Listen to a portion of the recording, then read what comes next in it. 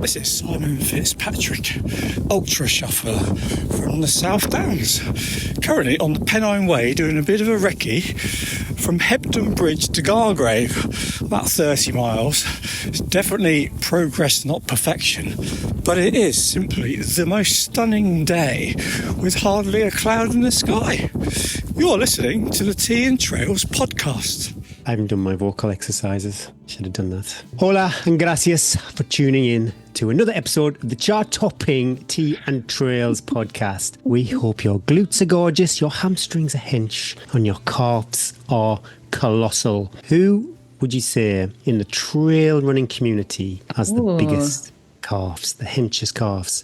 This is a funny question because I am a calf woman, Gary. And sometimes when we pass, like, the kids know I am a calf woman so bad that if we pass a cyclist who's got incredible calves, they're like, Mum, look at his calves. You're going to love that one. Is that wrong?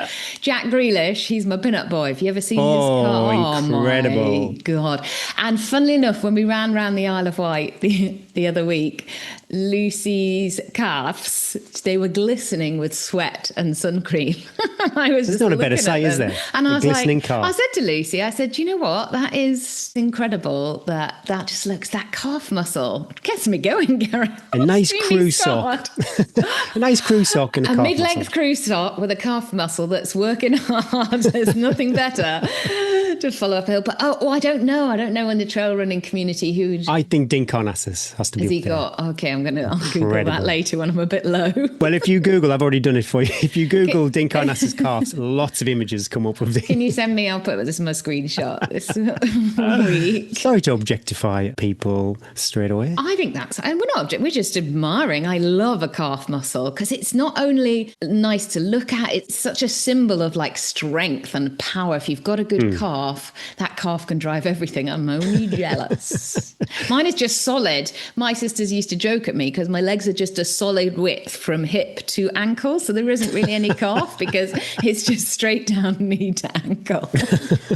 I'd love to be objectified, just putting it out there. Anyway, thanks for the intro, Simon. Live from the Pennine Way. Such a slick intro. Hebden Bridge to Gargrave. You know this much better than me. Sorry, I've got intel on this guy. He's one of mine. He's one of mine. Northern Challenger. What a ledge. Did awesomely well. Gargrave, if you've done the Spine or any of the Pennine Way, that is where the only shop is on the route. There's a co-op there. If you time it right, you can get to the co-op, and then there's some public toilets only 100 metres down the road from them. So you can combine my two favourite things, which is a dirty co-op shop and then sitting on a toilet floor WhatsApping your dad. Saying, The Spine race will mess up with the dynamic stock take for the co-op. Because for like that few days when everyone passes through, then the computer works out, goodness me. Is that what it does? Is it computerized? I thought it was little old Joan on the floor with a clipboard. And then they go and order more stuff that nobody's buying because But then what do you reckon? Coke? M&M's, minstrels. Yeah, Coke. M&M's, minstrels, some sort of Baby Bells. Pasties, pies. Maybe some water, quite a lot of water that people probably don't normally buy. Coffee. Taking down the co-op. Anyway, please keep those intros coming. Email them to hello@teaandtrails.com. Kudos, high fives and big hugs to all our Patreon and everyone who's joined Patreon over the last week. For the price of a cuppa, you can help keep the lights hot and the mics on and save big time in all your trail running essentials. Loads of brands offering great discounts over on Patreon. And don't forget, if you would like a snood or a bobble hat, then you need to add your address to Patreon. No address and no goodies. Also, I've had quite a few people reaching out saying, where is my bobble hat? Rude. Also, if you join Patreon for a year, then not only do you receive 10% discount, but if you join Patreon for a year and you are a legend tier or above, sorry if that sounds confusing, we will send you a bobble hat too. I don't understand that, but just join up, guys. We love it. I heavily hit those Patreon. I am actually a Patreon. I felt guilty because I've been smashing the used my Patreon perks a couple of times this last week, and I think some big ones. One of them I got like £70 off. That must have been a bad order. Don't listen to that bit, Bryn. Thanks to X Miles for Simple Hydration, Harrier Trail Running, Phoenix Light UK, and Protein Rebel for sponsoring this week's show. Well, Gary even saying all those words makes me still feel a bit sick. I'm like, oh God, please don't mention it.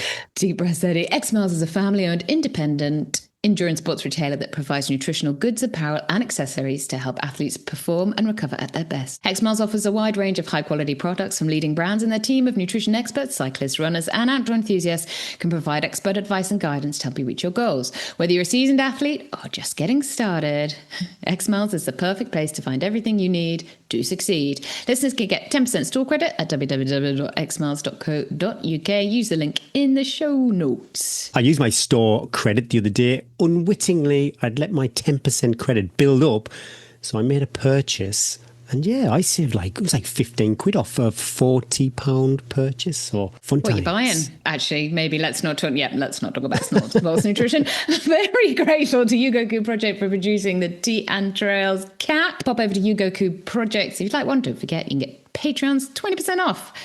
We love our Tea and Trails caps. Mine's been washed again. Took mine to Spain. I should have dived into the analytics, the download analytics. Have we got any Malaga listeners? I thought someone had put somewhere like you can find these routes on. Yes, I did see that. So there must have been. You should have done a meet and greet. You could have done a meet and greet. Oh, I did some meet and greets on the Southern Upland Wave. I don't think anybody wanted to greet me. No touching. No, please touch me. We've got a lot to catch up on because we haven't chatted for weeks. I was a bit nervous getting on the Zoom call. Why? It's been a while, is it still going to be there?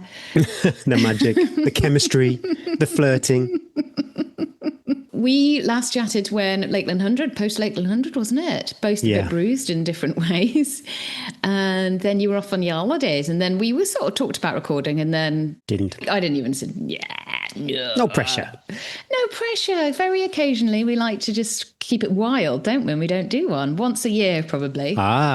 See, this new format... The two short shows allowed us to get an episode out every week. You're a legend. And it was Jarlath, and he's a legend. So lots of lovely comments about that. When we last chatted, you would post, and I was just going into the taper. Should we catch up on that first? Go on then, you can go first. Morning, Mr. Sutton, on your daily walk. Morning, Dad. How you doing? This is going to be quite long, Dad. I said 15 minutes. Let me do a timer, see what... There's no way this is going to be an hour. So it's like taper 10 days, really, wasn't it, from when we last chatted? I did my last long run the week before, full pack, all the kit. I even left at the time of the race start, had my breakfast, ding, ding, ding. So basically, roughly, the race across Scotland is there's about 1,000 metres every marathon. Okay. Give and take. Some of it has less, some of it has a little bit more. So I planned my little 16-mile run with about 500 metres of climbing, but tried to keep it at 10-minute Ks, walk in the hills, watch my heart rate. Is there anything a significant moment, say Crossvale? Is there anything like that? The middle part is definitely I would probably say everybody that's come out of that would go, that's got the biggest climbs. Felt good, came back, and my biggest thing was I didn't feel like I'd done the run. Often when you're in the midst of blocks, you come back from your long runs and you're ruined then for the rest of the day. But I felt fine. I came back, everyone was just getting up. Oh, it was the Lions test, that's what was on. So they were all just thinking, they're watching the rugby. And then we decided we were going to go for a walk. Bryn's mum and dad were staying. We accidentally took them, they're in their 80s, and we took them up a Munro. We sort of took a picnic. We went out, walked along our local loch, and then I was like, well, we could cut up and do a loop, but it does mean there's quite a steep climb. I normally, when I hike with the kids, I will never go where I haven't been before, really, because I know then, the get off, I know everything. But I was like, this will be fine. We'll cut up here, I can see it, and then we'll just cut across and cut back round. It's steep, but I think we'll be fine. They've done lots of Munros. Anyway, it was super steep. 4 points of contact at some point. We did it, but it was 5 hours plus. I think we left it. Yeah. I hope you took some like, snacks. I was like, oh dear, I've done my long run and that week before the race, but it was fine. It was all fun and it was a great day. But gosh, watching older people crush up Monroe's, I was like, this is what it's all about. Different breed, that generation. Oh my gosh, tough. So that was it. Then I just did a couple of shorter runs. I did a little treadmill session to get the glutes firing. I did actually feel like on my jogs, obviously you feel like 9-minute miles. I was like, oh God, this is my race pace.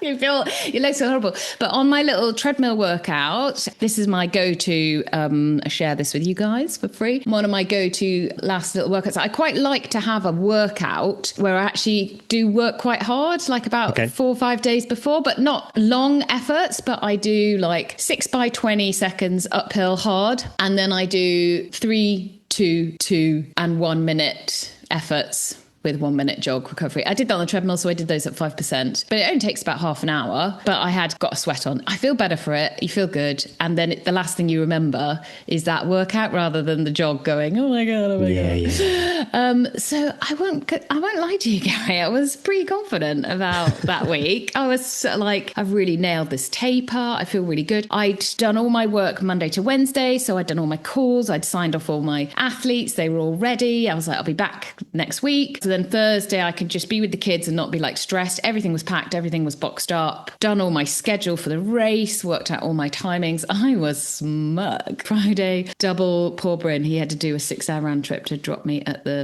start and back again because what else? How else could I really get there? And I had so much stuff because I had all my food and everything. So kudos to him. But that's the longest time we've had by ourselves for a long time. So it was quite nice. I felt pretty chilled, pretty relaxed. Port Patrick is a lovely, lovely place. Could happily go there on holiday. Little bit, not enough cafes. So he dropped me off and I was like straight to the cafe and they were already shut. I was like, oh, that's not so good. So then I had to go to the local newsagents and I bought 2 Twixes. I was like, that wasn't kind of like the last. That's not the vibe, is it? Latte and carrot cake I was looking for. I went back to my hotel and smashed a couple of Twixes and a bit of Netflix. Anyway, then I walked the first mile of the run course as well, because it goes from the harbour, it goes straight into this really narrow coast path. So it was I just wanted to know what that was like. When I hate a bottleneck start, Gary. I hate it. I was probably what I was most anxious about was oh my God, I'm going to have to sprint up is there a gate? But anyway, it was actually fine. So I knew what was coming, went back, chilled, waited for Debs and Rach to arrive. And then we could go through crew stuff, went and registered. Got a bit nervous about mandatory. I was like, I only took my mandatory kit. There was a massive queue. And I thought, oh God, am I going to do this queue? And then they're going to say, well, where are your trainers? Where's your running kit? Are they going to want to see all that? And am I going to be the person? But anyway, they just wanted mandatory kit. So that was I did Lake good. 100 once and forgot my vest. And obviously they've got to tape your tracker to your vest. Oh, yeah. So there was lots of people oh shit, the map. Oh shit. And they were I just was like, have I got everything? Have I got everything? Really don't want to have to be the person that then you're waiting and then you have to go back and queue again. Anyway. I take also my B kit too. Not my B kit, but other kit just in case for some reason something fails. Exactly. So I took a lighter weight waterproof that was still past kit check, but then I took my heavier one too in case they went, that's not going to pass. Top tip. So that was fine. And then we went to this pub where the guy was doing this open mic thing, singing. We were table 11. He said, I'm going to come round. You're going to choose a song. You can even sing the song. I'm going to have a chat. And he said, I'm going to start with table 11. And we were table 10. And I was like, we need to eat really fast. We need to get. So it wasn't the relaxed, nice, some chips and banter. We were just like, oh God, please. I'd written quite a detailed plan for the first, but my timings, I sort of looked back on successful runners' timings through their first 24 hours and kind of pulled out the 10 and sort of worked out where they were all around. And then from then on, I was just going to whatever, be freestyle. But for the first 24 hours, I had a little bit of a schedule of timings. We went through all that. We sorted all the kit. That's all good. And then I always get so nervous about that sleep the night before. I'd really worked hard on my sleep the week before. My ring had never been so happy in all its life. every day it was telling me what a legend I was. Oh, I love that. All the stats were there. You are just incredible, Eddie. It didn't say that, but if it could have, I knew it wanted to.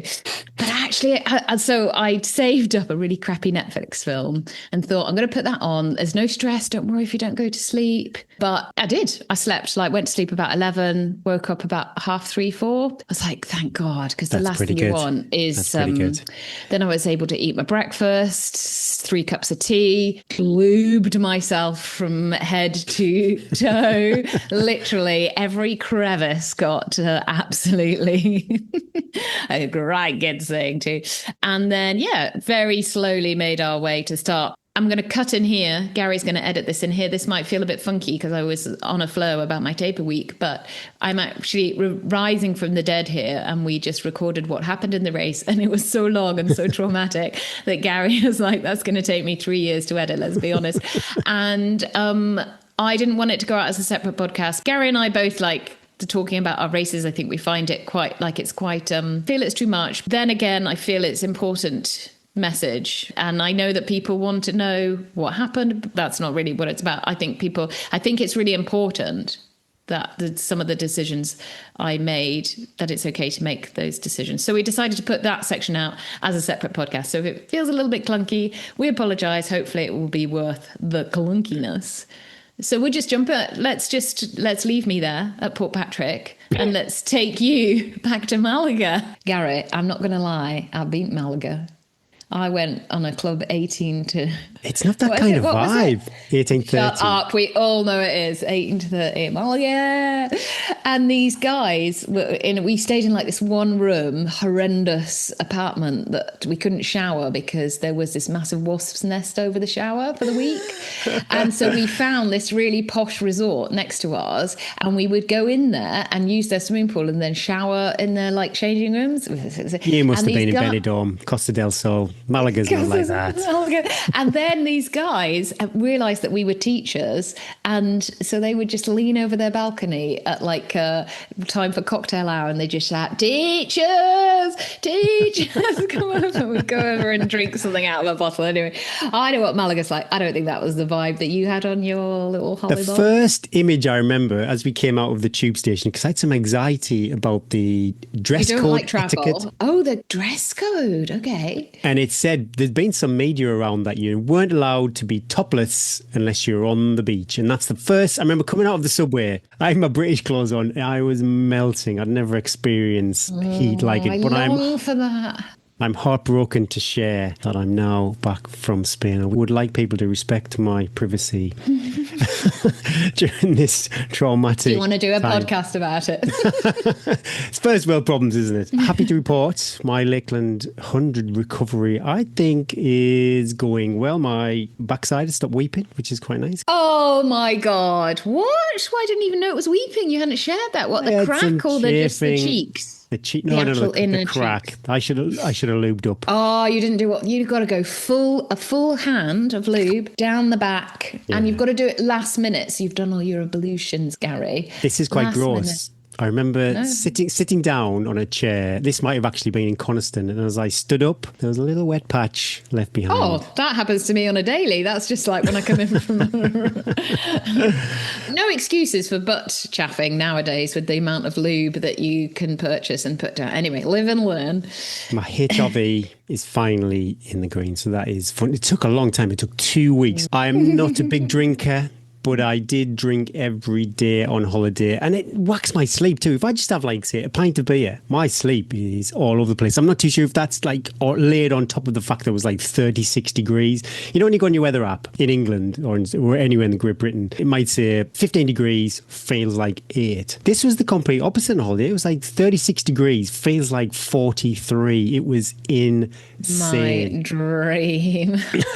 Anyway, Viva la Spain, I had such a blast. Well fed, watered, not rested, a city holiday that Malaga's quite good. You've got both. There's 2 beaches if you want. There's quite an ugly port in the middle of it, which doesn't really do good for the photographs. But a city holiday, 30,000 plus steps every day. Why were you not just lying on the beach? Well, we did a couple of days on the beach, and I didn't think a beach holiday would be for me. I really enjoyed just chilling out. I always want to be that person that goes, no, can't do a beach holiday. I'm not very good at lying on the beach. We're really adventurous. And then I am a book and a incredible. Beach. Oh, yeah. It's incredible. And then if someone says, do you want an ice cream or a Diet Coke? Oh, my God. Hold me down.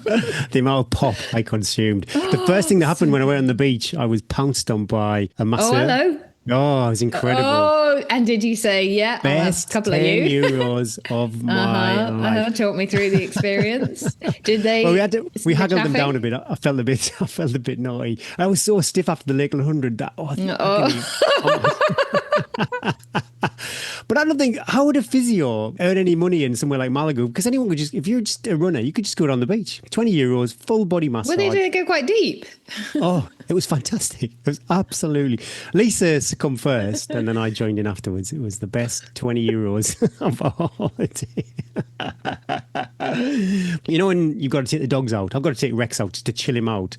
So after 2 days, I decided, I think it was a unanimous vote with the family, Dad needs to go out and do some... Yeah, basically, I need to go out and do some running just to kind of calm me down so I wouldn't rinse everybody. So, yeah, just nothing. I think my goal for the runs were 3 to 7 miles. I didn't want to have to take water or nutrition. I did some runs during the midday sun. I saw a couple of times you were going out at like 2 a.m. 2 p.m. not 2 p.m. Yeah. Well, we had some excursions that we were doing, and it would have meant putting the alarm on for 5 o'clock to get up. And the way that Malaga time is, it's pitch black at 5 a.m. And I thought, well, this is supposed to be a holiday and relaxation and recovery. I couldn't reframe it at all. I bet that didn't take long, that conversation in your head, did it? No. I did put the alarm on and immediately shut that down. But yeah, there was no way on this planet that a 5 a.m. run. No, I'm proud of you. No. And also, you presumably, you'd wake up Lisa as well, and she'd be like, what the hell? So I rolled them to the afternoon. That did mean, I think, 2 of the runs were in the afternoon. But yeah, the heat, just to breathe it in, it was quite... For a Brit, it's quite uncomfortable. I love it. And it was so hot. I didn't take my core temperature sensor. Oh. But my Garmin really said you've done some heat acclimation with that last wood You're with a 2 of the legend. runs that I've done. Highlights of the holiday, I went to a trail called the Caminito del Rey Trail. That is fantastic. Not for people with, if you're scared of heights, I think that is safe to say maybe avoid that. Lisa did not enjoy that. And then you do a suspension bridge at the end, and it was really, really windy and quite rock and roll on the suspension bridge. And that is when my kids would start rocking it as I was halfway along. Yeah, they would, and they'd be laughing, going, Mum doesn't They like had to have a heights." member of staff there just to manage 10 people at a time. It's not, you looked out. We saw some mountain goats. That was such a treat. Went to the Picasso Museum, a little bit of culture on a Sunday. It's different culture in the UK. Museums, most museums at least, are free. That is not the case in Spain and loads of other countries. But on a Sunday, they have little windows where you can go to these places for free. So we went to the Cathedral, Picasso Museum, went to Ronda one day, which was incredible. I think they do get snow in the winter, but absolutely insanely hot in the summer. One of the highlights of the week, which I didn't really expect, we went to the Flamenco. So we had a meal, and then they did this flamenco performance afterwards. It was passion, drama, love. The guitar was incredible. He finger blasted that fret like never before. It was absolutely incredible. I was transfixed. I was mesmerized. Cultural Gary. I absolutely loved it. Random stuff for the week. I have signed up to volunteer at the 13 Valleys registration. So if you're going on Friday morning, you might just get your kit. Get out. You bring your autograph books or a mask, depending on what kind of fan you are.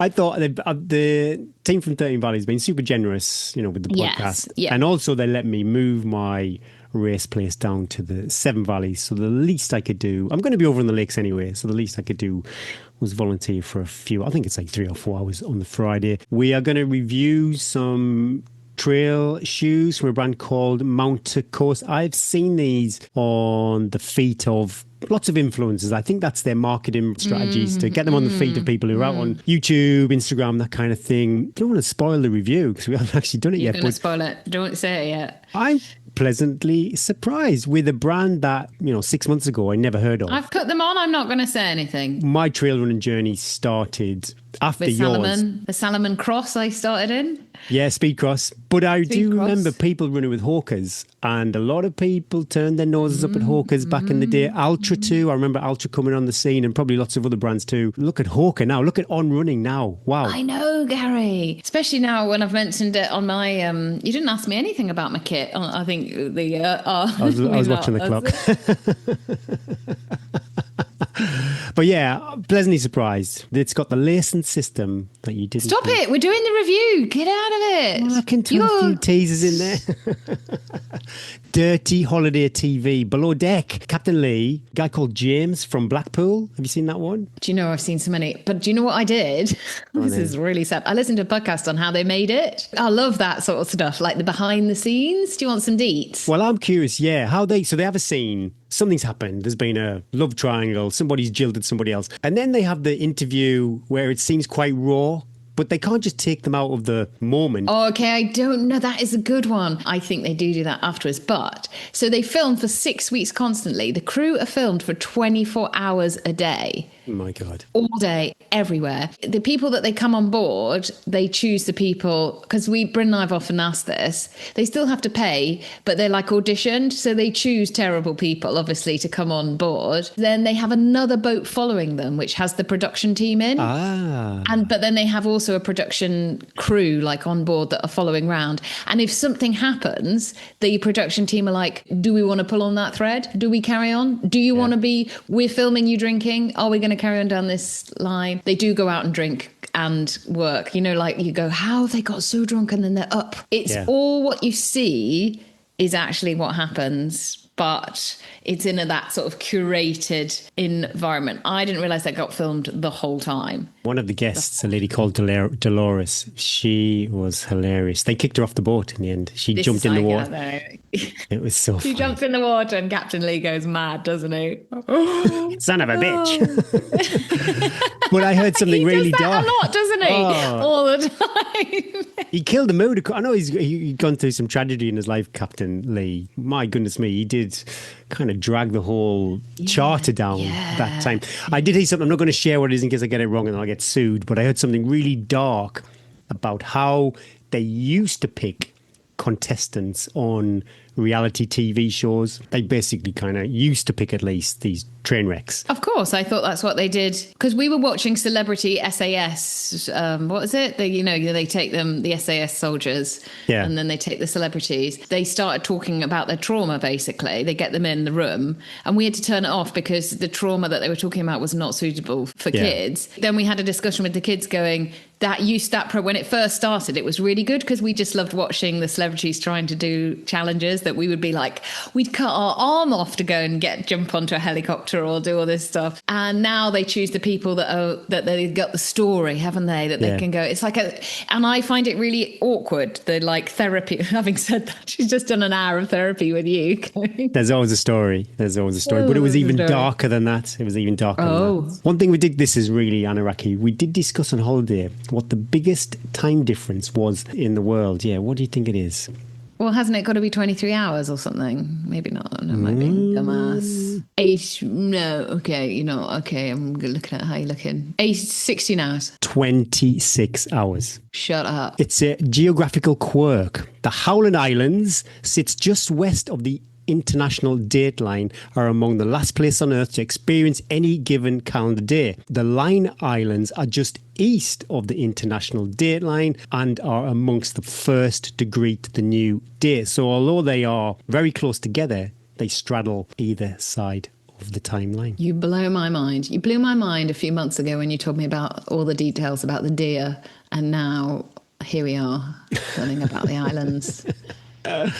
And I thought I'd try and freshen up. You know how we like to keep things interesting. We have to keep our relationship fresh and funky. We have to otherwise we get stuck in a rut, don't we? And it just becomes relentless. I've freshened up my training. I've downloaded the Alban app. And this is why I felt guilt around the Patreon, because I used my code to access the free month you get to test out the Alban app. If you like a big plan that you can see 24 weeks of work, that isn't for you. I'm not too sure if you know what this version 2.0 looks like. I was the beta tester of the OG. I was the first person when I worked with John Album to try the app.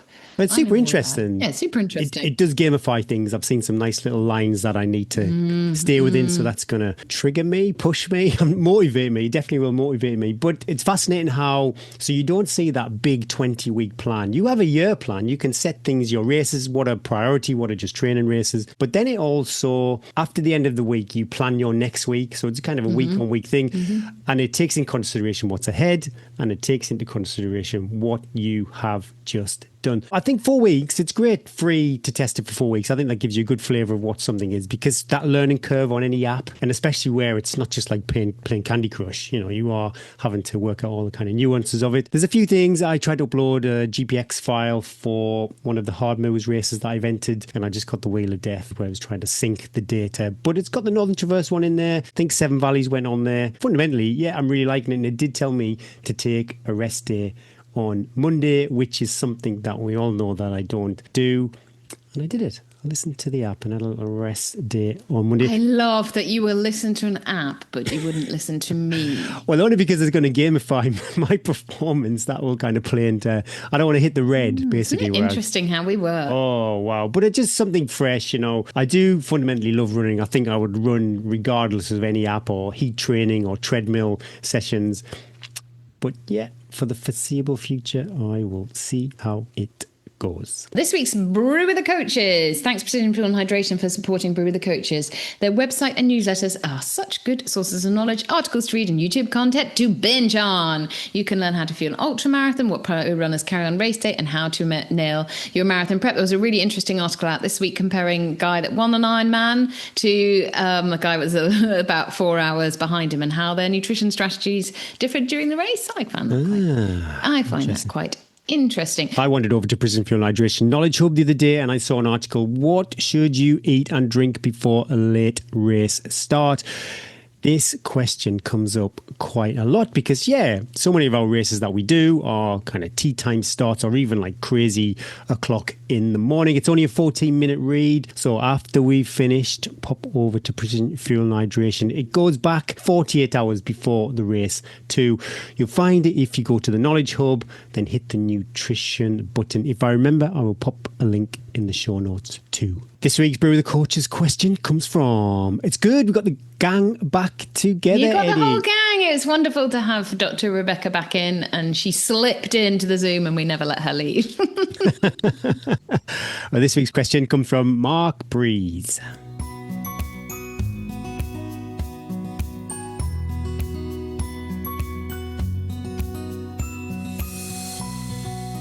This is a question about juggling cycling and running. And this is good because Trish and I both use cycling and running in, it's just us two as well. So you're going to get you've got the best ones, Mark.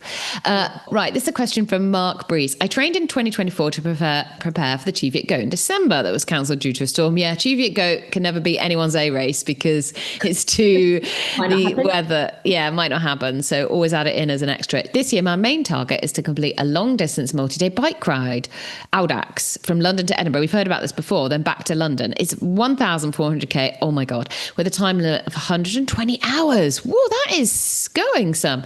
So very similar to a multi-day ultra, but with the ability to freewheel. This event is at the start of August, but then I have to get ready for the Cheviot Goat again in December. Originally, I planned to keep running a little bit while upping my cycling, but that has proved very difficult with the volume required on the bike. Yeah.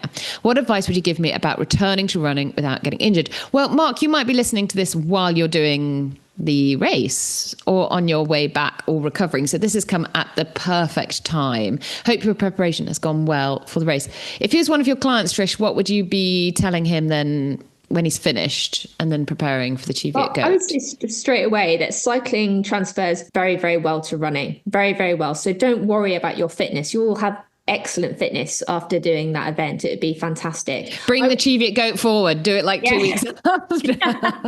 And there's great examples of this in ultra running. Quite recently, again, I feel like I always talk about Anna Troop because I'm her biggest fan. She does a huge amount of bike work and prepped for the spine after injury. You know, she's not bad. She's not bad. She didn't do too Lucy matches her run volume to her bike volume. Fantastic athlete. So most of my athletes have biking in their plan, but transferable actually runners do not make good cyclists, sadly.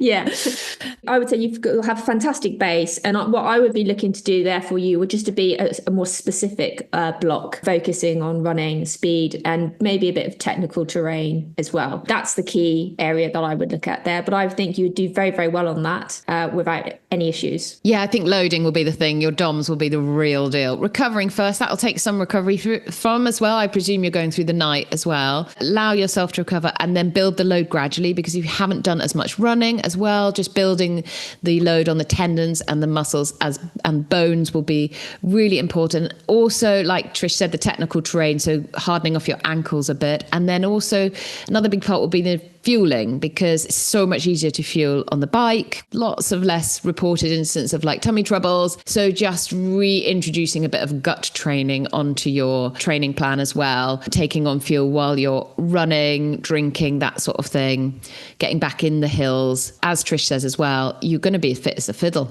and you're going to be so happy to be off the bike. You'll be like, da-da-da. Fueling is an interesting one actually as well, because it is easier to fuel on the bike than it is obviously being in an ultra. So that is something that you might find a bit more difficult, moving and having to get that fuel on. So that's definitely something you'd want to incorporate in the more specific, in the specificity part of your long runs. And don't take the cycling out just because you finished. I would like very slowly change the volume running cycling, but I would keep the cycling in so that the running is all like specific to the terrain. But I would keep like, if you like the cycling, keep it in there like almost 50-50 as well. So just to injury prevention as well, if you've not been doing much running. Mark, let us know how the race goes, and also then how your preparation. I love a feedback. We often get emails, Trish, from people that we've given the advice to and then they tell us what happens. I should be better at forwarding those on to you. But we do love to know what's happened. So Mark, let us know how the bike race goes, and then also if you get to the start. About it. I'd love to see that. I mean, this sounds epic. Epic. Sounds epic. Maybe this is what we should do next. We're not inviting Lucy if we're going on a bike packing. I would get dropped. We'd just go to a cafe. Chafing. I mean, I think chafing's bad enough. I don't think I could. I don't think You've got to harden yourself off. It's not, I mean, a slight... Numb it off. Numb it off. Anyway, sorry, Mark, to end your question like that. Good luck. Let us know how it goes.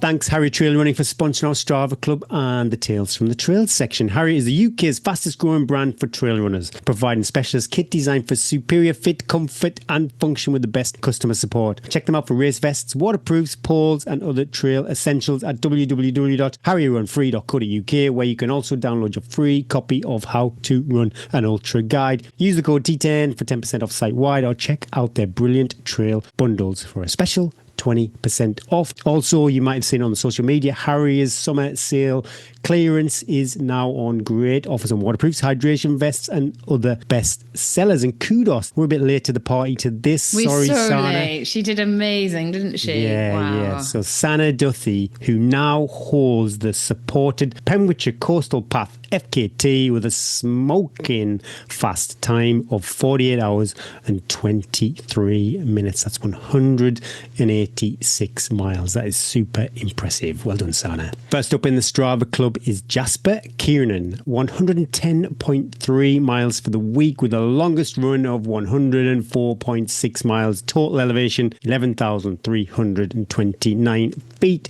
That is the Centurion North Downs Way 100. Flexing a silver buckle over on Strava too. I was really impressed when I saw the Strava map. It really does give you a good indication. Such a long... Yeah, it really does help you quantify the challenge ahead. Yeah, super impressive. Next up is Caldy 70, 86.8 miles for the week with the longest run of 46.6 miles with total elevation of 7,785 feet. Caldy has a request to follow, but he's got a Strava bio. 3 times Spine Race finisher, 9 times West Highland Way finisher, Cape Wrath, 10 Highland Flings under his belt, and loads of others too. His 2025 race roster looks like Howthobble, which will have happened, Lakes Mountain 40, which will have happened too, West Highland Way race, yes, just about to do. Oh, goodness me, how many weeks out from the Dragon's Back race? So that 46 miler that he did, there wasn't loads of vert for his week, so initially I thought that might have been a couple of days down in Wales or something. So yeah, not a lot of vert for the week, so I'm not too sure what that was. But yeah, best of luck. Why are you laughing? Just because you go so deep into everyone's Strava, like I missed something.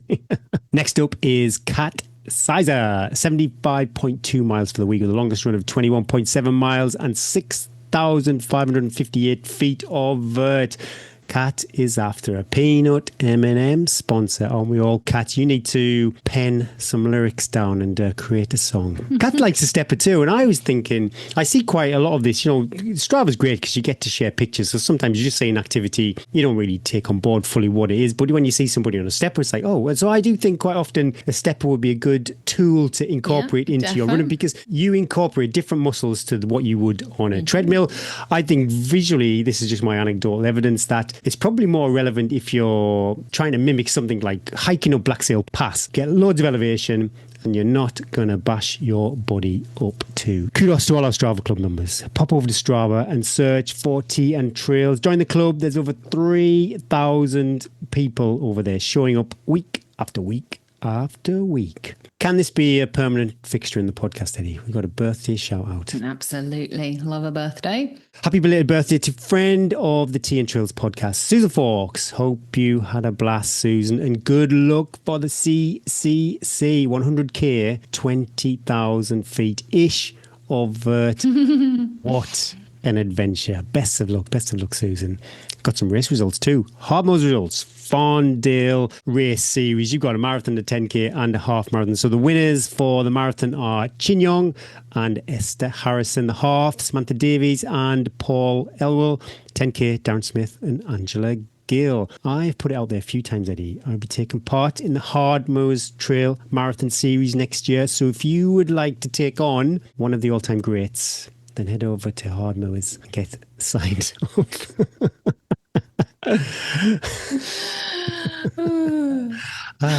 Centurion results. Yeah, we mentioned earlier North Downs Way 100. Alice Robinson took the win for the ladies, 18 hours 13 minutes and 58 seconds with a new course record, and Ryan Whelan for the guys, 16 hours and 25 minutes. Incredible. That's it now. Debs and I, our Centurion course records. Debs was held that North Downs Way record for a long time, and there was a time when we were the queens. We are now the queen and mother-in-laws.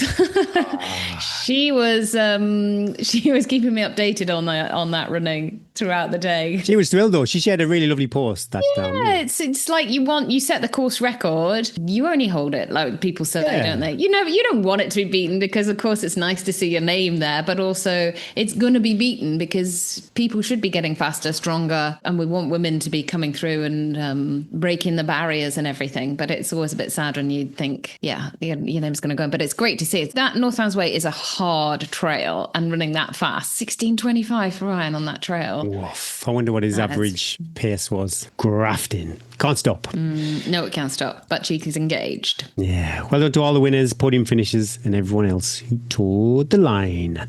Yeah, if you've got a mate who's flexed or orbited the sun one more time, email them in to hello@teaandtrails.com. You'll need to pop heavy flex or birthday shout out. We might just miss them, basically. Sometimes I get messages on Instagram, I get messages on Facebook.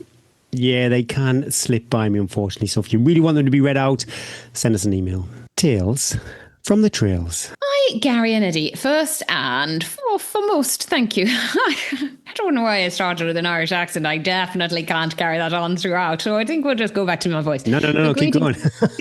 Creating such a wonderful community, and no longer just online, but in person now too. Myself and my wife joined you for your inaugural Tea and Trails Ultra Weekend. We signed up to do 30Ks. We'd not long since completed the Edinburgh Marathon, heavy flex, and had a large training bot leading up to that, so didn't know if we had 50K in the legs. We were super excited for the weekend to arrive. My brother had given us a tent that he no longer needed, and we brought that along with us. We arrived on Friday night at roughly, I like the way she's given us the time, 7:45 p.m.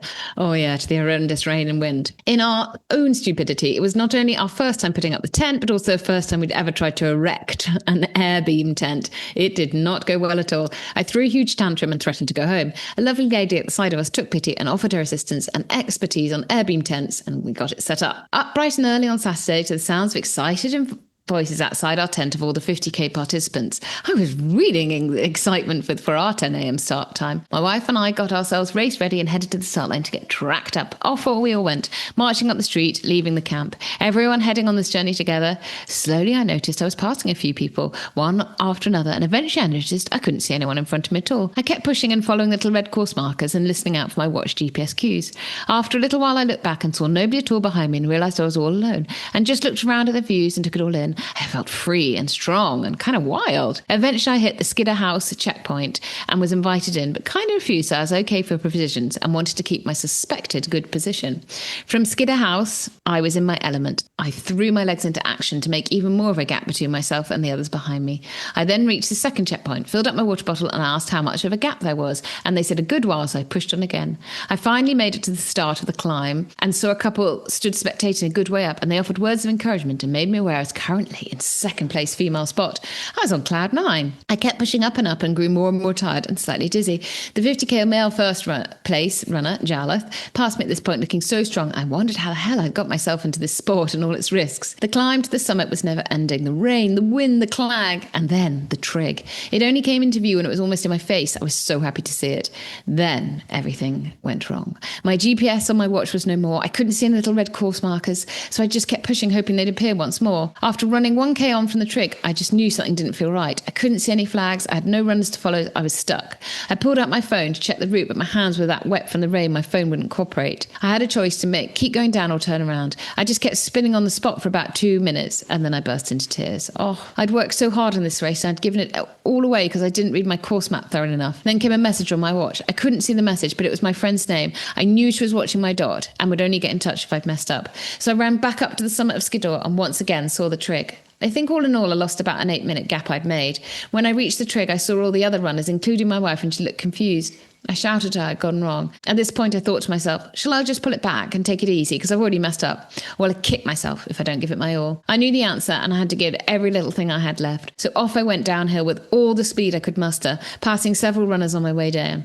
Eventually, I saw the event tents in the distance and heard the cowbells and knew I was near the finish line. I crossed the line, not knowing at all what place I'd ended up, but I was proud of myself for not giving in and for giving the rest of the race every little bit I had left in me. It turns out I made third place female and gained a few places back on the downhill. The first and second place females were there to greet me and were so kind. It's a race I'll always remember as it really did humble me and teach me many things to take with me. Thank you for making this possible. Thank you to the marshals and volunteers and all the fellow Tea and Trail Ultra Weekenders. It really was a blast. Here's to many more. Chanel Clough Watson. Sorry if I've butchered your surname, but I say it with love. And well done. We've done that. We've all been there, gone the wrong way in a race, but you made the best decision and you went back and then, buried that last descent. Well done, and thank you for sharing your lovely tales from the trail. We've got a review. This is a different review, but we love it, this review.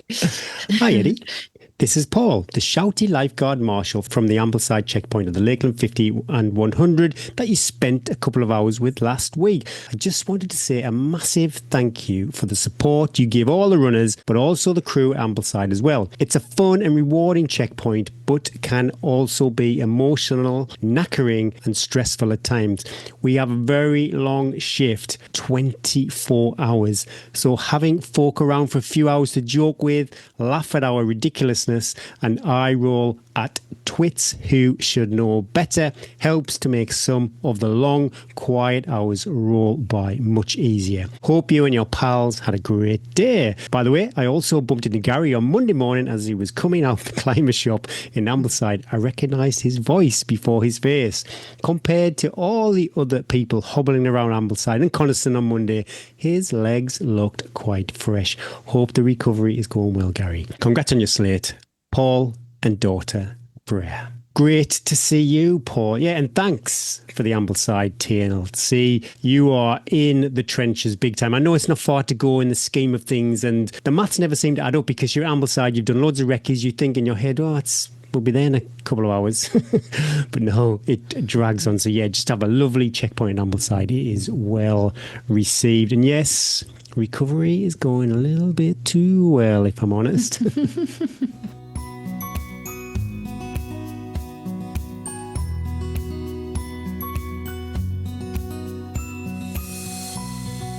Thank you, Protein Rebel, for bringing us home. Gentle on your stomach, driving your performance. Whether you're trying to get a PB or training for your first marathon or completing your 10th Ultra, Protein Rebel's products are easy to digest with no artificial additives, providing both performance and overall health benefits. We've got another listener question. Maybe a bit too soon, actually, after the trauma that we've both gone through. This is from Steve Grant. Hi there. Would you consider doing a race together, i.e. running the whole race as a beautiful partnership? If so, what race do you think would best suit you both in terms of your relative strengths and weaknesses?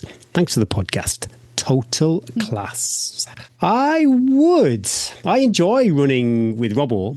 There's an element of pressure there because you've got to show up for each other. I get that. But generally speaking, yeah, I would run a race together. Strengths and weaknesses. Will you bring the fun times, Eddie? No, I would bring the fun.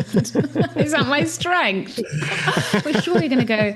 You'd bring your ability incredible to grind glutes. up the sides. Incredible glutes. Yeah, definitely. I would want to do though. I wouldn't be up for doing a race that's not a race together. We would need to be, there's a team race. It's like you're racing in a pair. I'm struggling to think of another one apart from There's very few and there should be more. Actually, running together as a pair, working on your strength and weaknesses, who's feeling good, who's not feeling good, who would take the lead up the climb, who would take the lead up the descents. Male and female partnership would be great. Yeah, and as he said, I would bring the ridiculousness. Also, maybe it would be quite fun also to do maybe a multi-day or something. Yeah, that's what I was thinking. A Dragon's Back Cape Wrath. Purely because I don't want to be, I'm still super nervous on Northern Traverse, how it's going to pan out. I can't even go. Actually, it actually gives me heartburn just thinking about both of us would just be in a terrible state. So yeah, something it's funny because Bryn and I were talking, he was like, maybe you just need to not, call the time at 8-9 hours and just keep repeating that cycle. Do Cape Wrath. But yeah, we would definitely, I'd love that. I would love that. You're right. It's a different dynamic when you have to stay together. That's the agreement. That's the team. Yeah. But there should be more of those. There should be more of those. I think that is it would be fun to do, and it's a fun dynamic to explore. Maybe it might be the end of the podcast. No, this is not blowing smoke up your arse, Eddie. Whoosh, 4 years. I can't think of one. I can't think of one moment. I can't remember the exact date of it, but I did think, you're a bit mean to me then. But I can't think of one moment when I've thought, you're a fucking nightmare.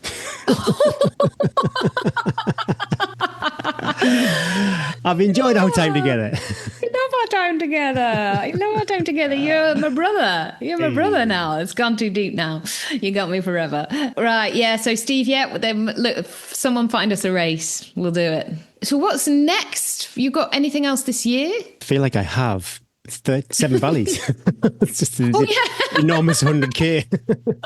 And that's not too far away, Gaza. It's not too far away. I'm feels a big relief not doing the 13 Valleys, but mainly because my mates who are going over there, they're all doing the 7 Valleys. You will not regret that decision one second of your life. I just want a really lovely day out. I even think the 7 Valleys, I'm going to go into darkness because those trails, that elevation, it's a big day. It's still a super big day. But yeah, my headspace is quite comfortable with it. So I'm easing myself back into running. Like I said, I've started with the Alban app. I did run on holiday, but with no purpose, I got up when I wanted to get up. They were like, Malaga's quite a good place to live if you want some super, oh wow, it's down by the seafront. You've got miles and you miles can do and some miles. good sesh, yeah. Yeah, some super good set. Well, it's hard. You'd have to get up early because it's so busy. Yeah, but you were running at 2:00. It's like running in London at 2:00. Yeah, well, trying to do a early. tempo session. Well, the funny thing was, because Malaga, did have a bit of a party vibe. I'm not too sure if it was just the weekend thing, but one day I got up super early and there was a lot of beach action, just people like absolutely buttocks on the beach. Hammered still on the beach. I got people wanting me to take photographs of them. Like, they buddied over some sangria, whatever it was, and then they were best mates for life on the beach. It was an eye-opener to see a beach like that at 7 o'clock in the morning. The Alban app's got me. You have a choice. This is another interesting thing with the Alban app. You have a choice of kind of what you want to do, a build, a deload. So I want a deload just to find my feet with the app. It is time to take my hand out of the cookie jar. It's a terrible time to buy some trousers. When I was mooching around Ambleside on Monday, I saw some sensational Patagonia trousers, which were half price. They were extra small. I knew it was ambitious, but I was flattered by my famished state from just doing 100 milers. So I thought, these feel all right. They did feel quite comfortable on Monday morning. Now, after 2 weeks of party times, I can squeeze into them. It's not quite a muffin top. It's not that kind of look just yet. Yeah, I hear you. I've got some jeans like that. But if you go out for a meal, say Christmas dinner, you need a bit of room. You need a few little kind of notches on the belt. I just need to take my hand out of the cookie jar. But as soon as you start being a bit more mindful about the quantity of food and then you start introducing more exercise, things start shaping up. So any sessions this week? I'm not 100% sure because my initial one, because I'm such a bloody dickhead, more is more for me. More is better every time. So I initially programmed like a build week, stupidly, and there was a workout in there, and I think the deload week doesn't have a session. Yeah, I think that's right. I always rise the volume up before anything else because I find that is the workout in itself almost, just getting back to what is normally your quite low volume. You're like, there's a couple of steady runs. He loves his steady runs, John. He loves his steady runs. It's going to be interesting, Gary. This is going to be interesting. Yeah, what about you? All right. Well, we're halfway through this week. I just got to get through this week, Gary. I've got to get through this week. It's the week of two voices where I think I've talked about this on the podcast of the race itself, of the week of the voice on one side that hates me and hates everybody and hates life and wants to punish yourself and is like, no, you don't deserve that. And you're a runner. Everyone that's run and things haven't gone their way, or just life generally, that voice. And that voice is a battle, a daily battle when things have not gone the way that you thought they would. The other voice is actually quite loud as well, of being quite calm and kind and patient to myself. Initially, that voice of the self-loathing voice was very loud for 24 hours, and I allowed it to talk and I allowed it to almost run itself into exhaustion a little bit. I just sat with it a bit like a toddler, and then it's quietened down now. My other voice with reason, the other voice which only comes out which is what you have to do to make it speak, is rest and reason and feed it and just be still. Now, I have 3 kids on a summer holiday. This is not the time to be able to do that. But we have a rule in our house because, as everybody knows, that's listened to podcasts a long time, we've had our ups and downs with the kids with their sport. And it's a very important part of our family sportive's life that when the race, the match, the performance does not go as well as you want it to go, you have the car journey home to slam the door, to throw your boots, to have that moment. If you need it to carry on, you go and you take yourself away. But it is not it's not a public performance. Nobody else needs to see that kind of behaviour. And we've had that discussion at the end of pitches as well, when one of the kids has come off and thrown their gum shield or their water bottle down. And I'm like, you are letting your emotions take control of yourself. And as a sport performer, the only way that you can perform is by controlling your emotions. Quite an adult discussion to have. So I have used my own wise mothering advice to be like, I don't want the kids to see me sulking. I don't deserve it. This is not something that I should have been there. I should have been there. Like, it didn't happen. So suck it up, princess, and get on with it. So I have to just take a breath.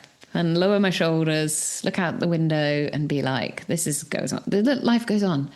Nobody cares. And it's only important to me. It is seriously only important to me. No big decisions, we always say. So I haven't made any big decisions, but I have done. What can I do?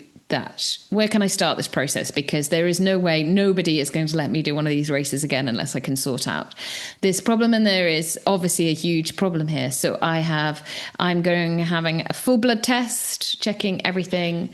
I'm doing full food allergy tests to see if there's anything going on in my gut, my hormone levels I'm having checked, everything I'm having checked. And I found a really amazing sports nutritionist, and she's a woman and she's a runner.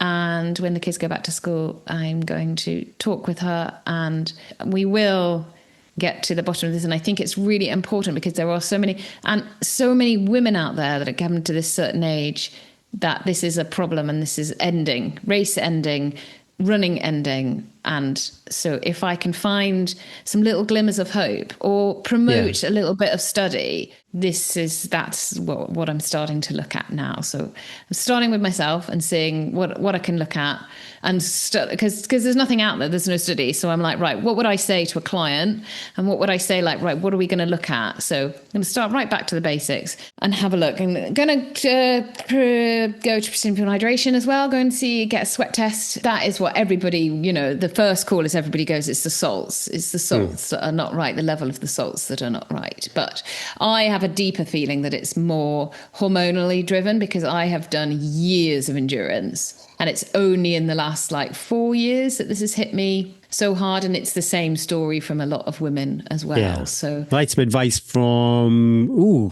previous guest. I'm not too sure if it's Teen Trails, maybe one of those, but Kim Cavilla reached out after our many puking journeys that we've shared on the podcast, and maybe I just need to simplify a lot of the things with nutrition. And this, like I say, 7 Valleys is a great time to experiment. Got nothing good. What have I got to lose? Stick with what I'm doing currently and know I'm going to puke up, it's inevitable, or really shake things up. When I reflect back on Hormones 110, those are the days where I was feeling myself on sandwiches and pizzas, and that was basically or Snickers and Mars bars. That's similar to our regular diet, and maybe the complexity of some of the sports nutrition over a long period of time.